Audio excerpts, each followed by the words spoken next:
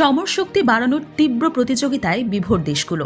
শান্তিপ্রিয় দেশগুলো সমর শক্তিতে বলিয়ান হতে না চাইলেও অন্তত আত্মরক্ষার প্রয়োজনীয় সক্ষমতা অর্জন করছে, এমনকি সামরিক বিভিন্ন জোটেও যোগ দিচ্ছে। এদিক দিয়ে ইরান খুবই অগ্রসর। দেশটির অতীত ইতিহাসই বলে দেয়, সমর শক্তি ও কৌশলে ইরান অন্যান্য দেশের মতোই পিছিয়ে থাকার পাত্র নয়। সংবাদ মাধ্যম প্রেস টিভির এক প্রতিবেদন অনুযায়ী ইরান এক নতুন ড্রোন তৈরি করেছে। নিজস্ব নকশায় তৈরি এই ড্রোন VTOL প্রযুক্তির, অর্থাৎ দাঁড়িয়ে থাকা অবস্থায় উঠতে ও নামতে পারে। এই ড্রোনের আরেকটি সুবিধা হলো স্থির থেকে উঠতে পারে এবং এটি দূরপাল্লার।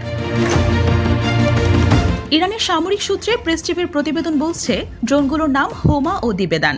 FPV ধরনের আরেকটি আত্মঘাতী ড্রোন আছে যার নাম শাহিন-1। ইরানের দক্ষিণ পশ্চিমাঞ্চলে জাহিদান বিমান ও ড্রোন ঘাঁটিতে এগুলোর উন্মোচন করা হয়।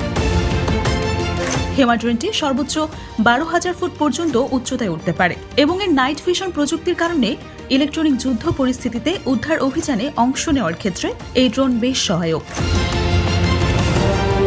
দিবেদান ড্রোন ওজনে হালকা ও মনুষ্যবিহীন প্রযুক্তিতে পরিচালিত।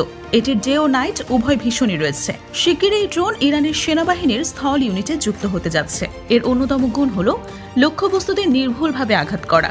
ইলেকট্রনিক যুদ্ধ পরিস্থিতিতে এই ড্রোনও উদ্ধার তৎপরতায় অংশ নিতে সক্ষম।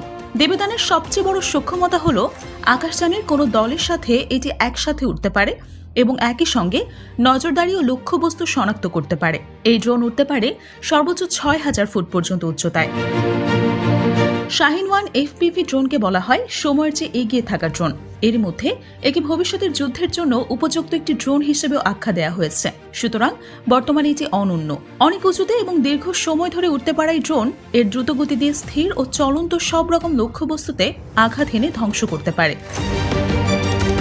ইরানের সেনাবাহিনীর স্থল ইউনিটের deputy commander brigadier general নজার Nimti বলেছেন, তাদের ইউনিট উপলব্ধি করতে পেরেছে আধুনিক যুদ্ধে সবশেষ প্রযুক্তির অস্ত্র ও সরঞ্জাম সাথে রাখার বিকল্প নেই। বিশেষ করে ড্রোন, উড়ালযান, এগুলো মনুষ্যবিহীন ও কৃত্রিম বুদ্ধিমত্তা সম্পন্ন হতে হবে বলেও তিনি মনে করেন। ইরান এক্ষেত্রে সচেষ্ট হচ্ছে বলেও তিনি জানান।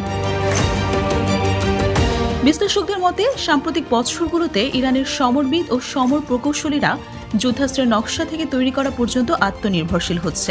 ইরানের রাষ্ট্রীয় নেতৃবৃন্দ বারবার বলে আসছেন, সামরিক শক্তি বাড়াতে ইরান বিন্দুমাত্র কুণ্ঠাবোধ করবে না, বিশেষ করে প্রতিরক্ষা খাতে এবং তা ক্ষেপণাস্ত্রকে অগ্রাধিকার দিয়ে।